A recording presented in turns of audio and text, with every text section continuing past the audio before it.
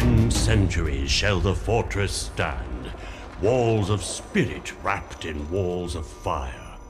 And horned lords shall bow their heads to one not yet born of the darkest sire. 1 century of blood and strife.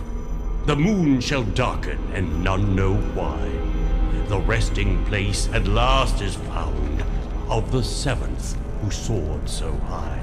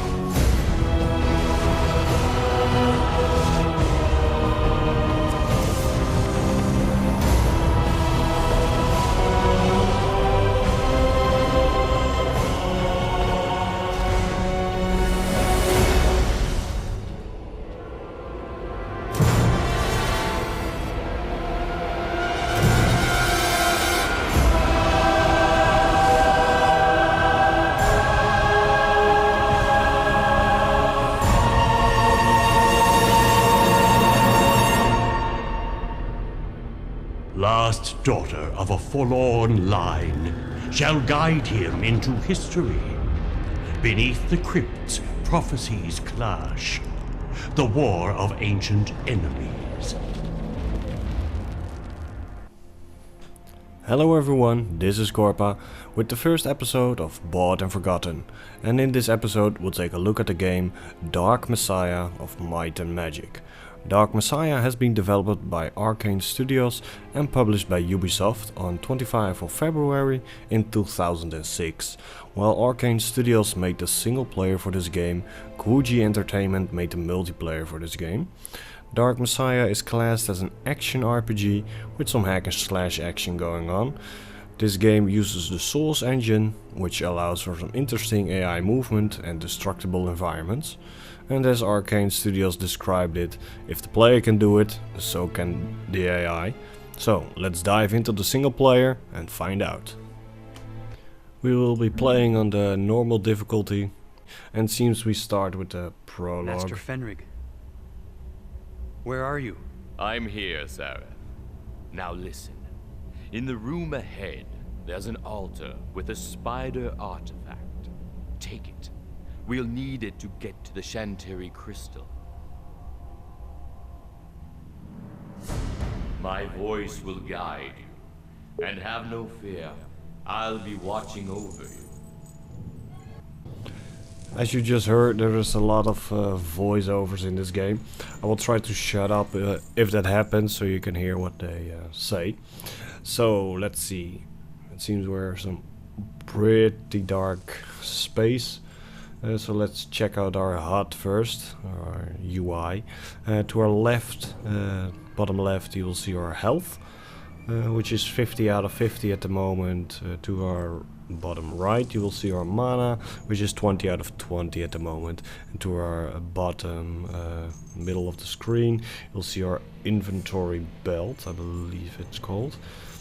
And our inventory, as you can see, is pretty large because every item takes up 1 spot.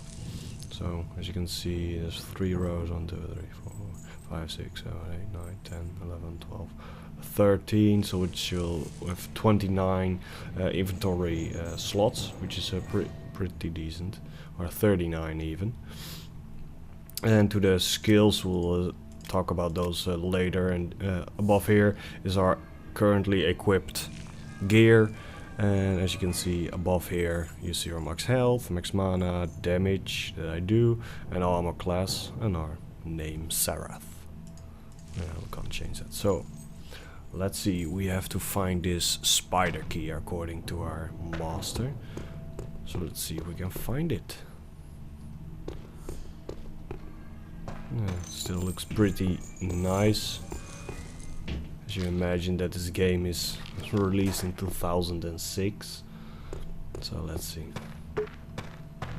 take the spider key from the altar. Ah, the spider key is lying in front of the door where we have to use it on.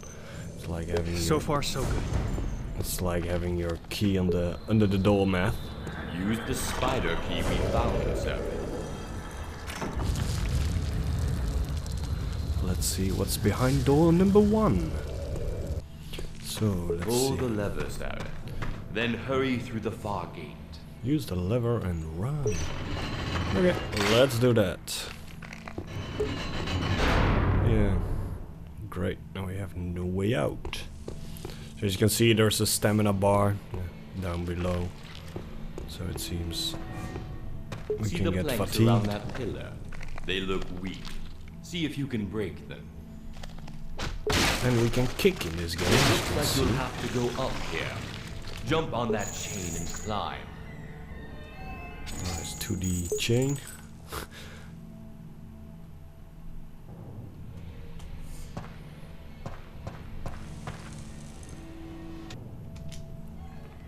And as you can see, the prologue is really tutorial, which you could imagine.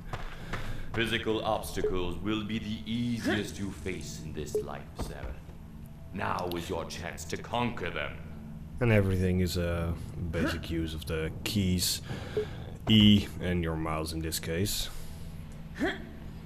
Lol, that crate even caught fire, as I hoped.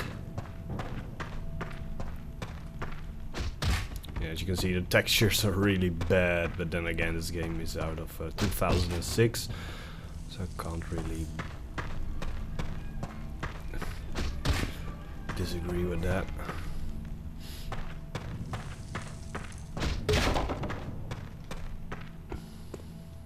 Use the spell I taught you, sire, and the dark will hold no secrets for you. Ow, that hurts your eyes. This is the dark vision we used from our inventory belts, pressing the 1 key. But as you can see, I'm gonna turn it off. I can see in the dark pretty nicely without having to use the spell, because it's really blinding you.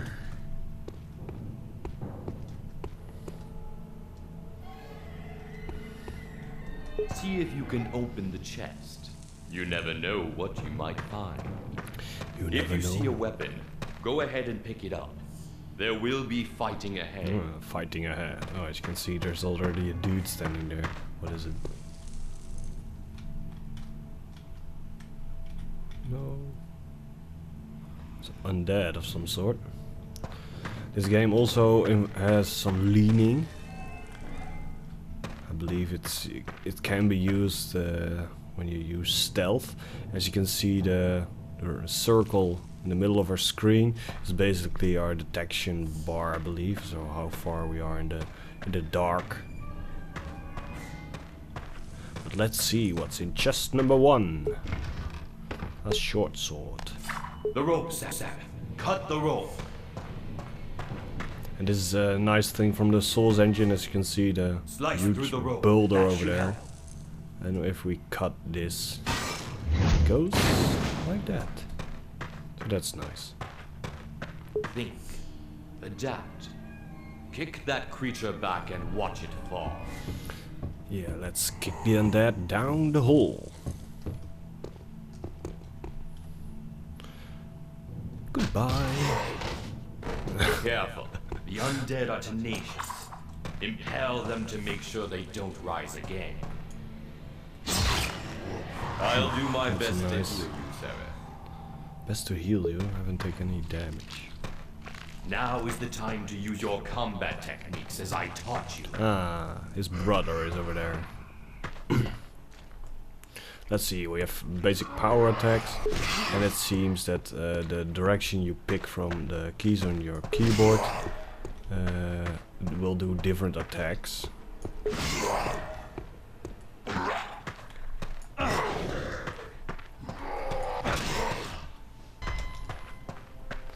Let's see, we have where is he? There seems some bit of mouse acceleration going on, so I'm gonna turn the mouse sensitivity down a bit. Let's see, we have full adrenaline, I believe it's called. This, as you can see, we have some things going on. Oh, we lost it now. As you can see to the bottom left, next to our health, you'll see the adrenaline bar. And believe when it's full and when you do a power attack, it's instant kill. Give me a moment to open this door. Which is nice.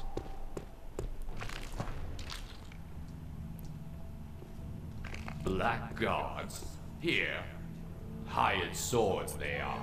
But I can feel the scheming hand of the necromancers behind them. So they too are after the Shantiri crystal. And as you can see, well, there are some nice blood splatters going on. And they look decent. So let's kick this dude. Kick him over the edge. Be efficient, sir. Yeah, that never gets old.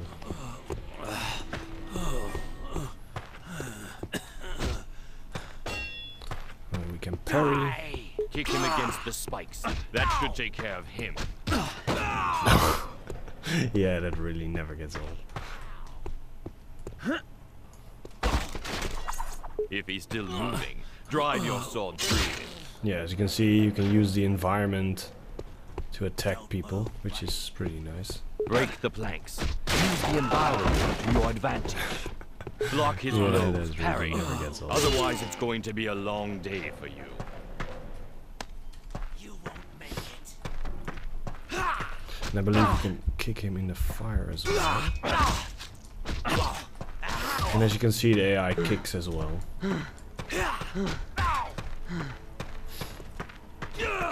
And you move slower when you're out of breath. So you have to watch out for that. And I believe kicks can disrupt enemies' defense or parry. Show some. So let's see if we can kick him into the fire.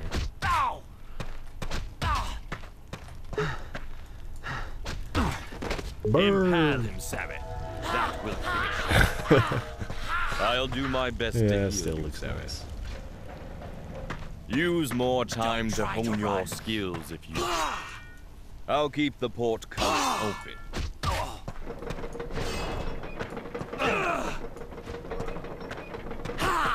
Die. Yeah, as you can see, enemies are decent. Decent in skill then, I mean. Die. Or I'm just bad. That's also a high possibility.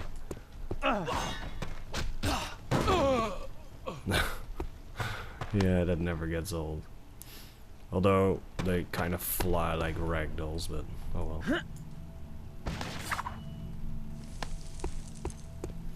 Let's see, we have a bow. We have a quiver, so we got arrows.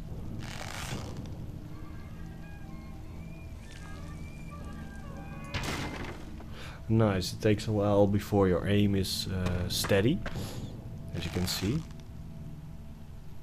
And to our bottom left you will see the amount of arrows we have, which are 37 at the moment. And you can cancel the shot with the right mouse button, so that's always nice. So let's see, that were all the enemies, I believe. You can't really loot them as you saw, because you can only pick up the corpse. Pick up the corpse? No, not pick up the corpse. Let's find another one. Oh, they all disappeared somehow. Okay.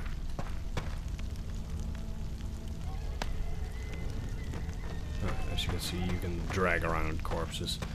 I believe this is handy if you really do want to do a stealth game, because I believe the guards will react if they find their comrade slain, so you can move them and drag them to a dark area so they don't see him.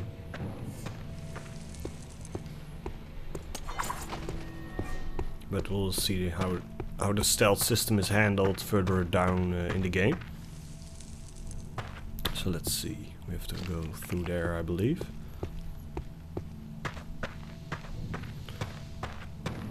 One skill point earned. Well, let's see how the skill system is handled then. As you can see, there are 3 tabs where you can distribute your skill points in, which are combat skills, which are magic skills, and misc skills.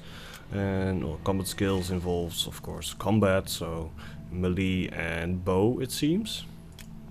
Magic skills involves all kind of spells, which are quite a few. And also some non-combat skills, it seems. Telekinesis. Charm, heal, sanctuary. Create a magical shield that will protect you from physical attacks and magic projectiles for a short period of time. Okay, that's nice. And the misc skills involved allowed to sprint further, more endurance, some more health, health regeneration, poison resistance. So yeah, really the basic stuff. Burglar allow you to lockpick doors and detect traps. Well, that's also always handy. Stealth, magic affinity, and some more mana. Okay, so let's see what we want to make this game. I want to make a... I think I will make a crossover between a mage and a thief. So we'll first go for alertness. So we can... Oh, as you can see, the skills cost different amount of skill points. Alertness costs 1 skill point. But magic affinity costs 2 skill points. And burglar costs 8 skill points. Okay, that's interesting. So it's not just one level, take this and then take another one. No, you really have to save up your skill points, it seems. In that case... grab and move object from a distance. The more mana you have, the heavier the object you can lift. No. I'll go for alertness. So we can automatically detect secret objects when you are standing still. Okay, let's see. We gain a pop-up if we break crates with a dragon. So that's a dragon sign. You can get stuff. There's the stuff, 2 health potions. Always comes in handy. And the health regeneration items will give you health instantly. What's that? Let's try that again. And jump. What now, Master Fenric? We're done for now. Let us hope that you will be as efficient in future tasks. This is only the first step on a long road. On a long road. As you can see, the prologue is really a tutorial. I believe behind number 2, there's the Shantiri crystal. So let's grab it.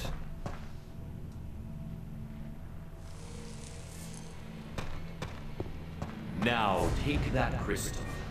You'll have a use for it a half a world away. For today was just the beginning, my boy. Let us return home, and I'll show you the next step in your education.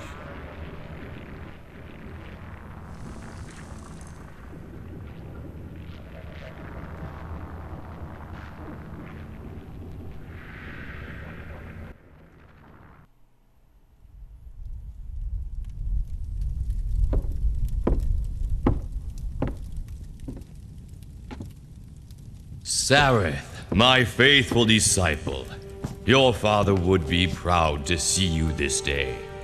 Initiated into the arts of magic, a fierce and noble warrior, you have all that you need to achieve your destiny. But you won't achieve it here. Your future is out there, in a distant land. I'm sending you to the free city of Stonehelm to meet a wizard named Menelag. He and I have certain mutual interests. Right now, he's looking for an artifact called the Skull of Shadows. Unfortunately, he's unable to progress any further in his search. At least not without this, the Shantiri crystal that we retrieved. It was worth our pain to retrieve it, don't you think? Take it to Menelag and help him get the skull. Once you do, I think you'll know what's expected of you next. However, my dear boy, I am not sending you alone. You'll need a guide, a companion. perhaps even a guardian. She may even teach you a few other things. What is your bidding, my master? One can travel lighter than two, Sarah. Am I to protect this boy? Fear not. This won't hurt a bit. Shh. By the way, my name is Sana. So that was the video cutscene and the prologue. I hope it showed you something. I will show you bits and pieces of the gameplay further down the road, so I'm not gonna spoiler the whole intro. So let's see what we can find out in there. So I want to show you something of the non-combat magic. As you can see over there, you see some shimmering light. I believe it's an item we can grab, and I have the skill telekinesis. So let's see if we can grab it. And as you can see, we can. And now we have a combat staff. So as you can see, that's some nice things that they did. I don't believe you can come there or you can grab the item in any other way. So yeah, that's a nice demonstration of the non-combat magic. And there are also secrets in this game. I found one and I'm gonna show you. Of course, I'm not gonna show you where exactly it is. As you can see, congratulations, you found a secret area. And I believe if we, let's see, there's nothing over there. If we can break this, find our item, a full health potion. So that's nice that they also implemented secrets and items around the world for you to find and grab. So that's really nice. And I want to show you again some nice environment interaction. I just picked up an oil jar, and as you might imagine, when you throw it and light it up with a fireball, or as you can see with a torch on the wall, or just fire on the ground, it will light up and set things on fire. So you can use that on enemies, throw that against them, and then use your firebolt skills to set them on fire, which is pretty neat, to be honest. So this is another good example of using the environment, and with that damaging your enemies. As you can see, there are two guards over there, and I just climbed through this window so they don't know I'm here yet. I'm going to use the skill telekinesis so I can throw objects further.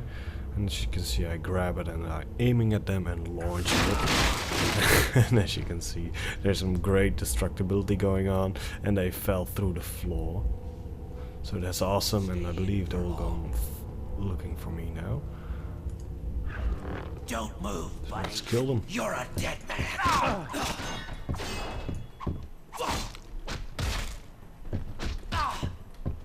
You can't hide.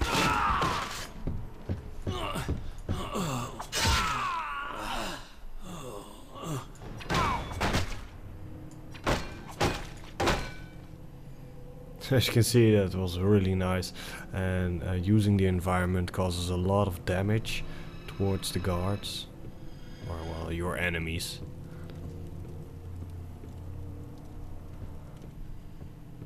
But you just have to remind yourself of it, that they can use it against you as well.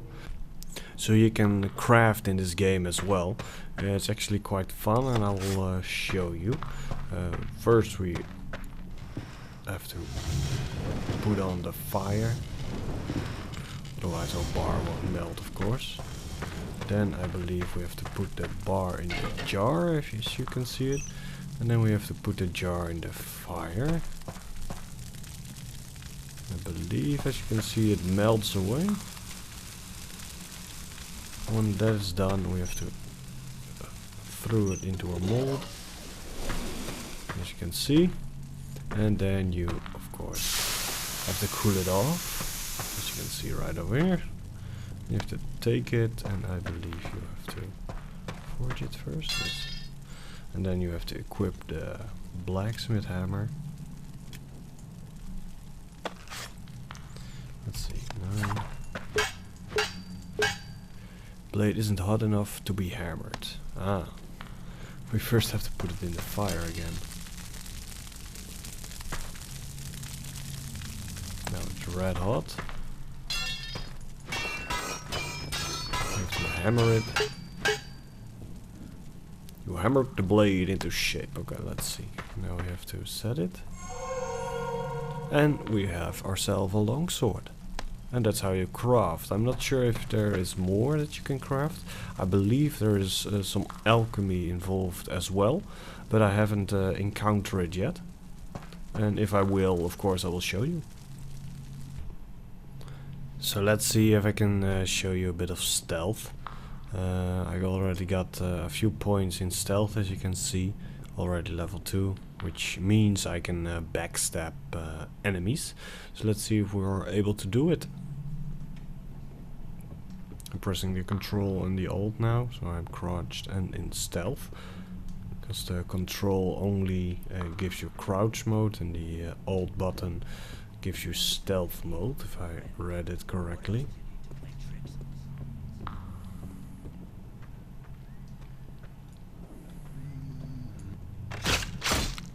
So that's a stealth kill. I'll see if the guard finds his guard companion and see if how he reacts to it. Although I doubt that he will find it.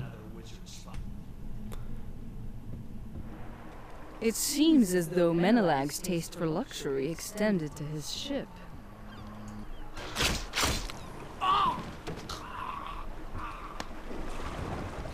So as you will see here, you can also swim in this game. You have to get on board without getting shot up by the ballista which is on there. So it's a nice mix of puzzle, a bit of stealth.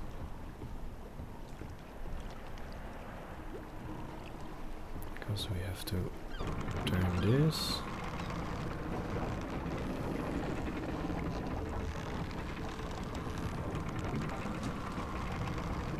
So we can get on the ship, as you can see to our left. So let's see. We'll kick him in the water, because we can swim, but the guards can't for some reason. Because as you can see, they sink to the bottom like a brick.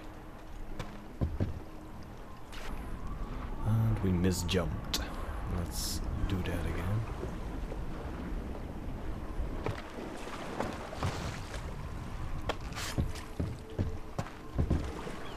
Be careful with this body, Sareth. And we're on. I've got uses in mind for it, you know. So that's a nice mix of yeah, using a bit of a puzzle. It's not a hard one, but Careful still. now. These are tight quarters for fighting in. And a bit of stealth and evasion going on, so that's pretty nice.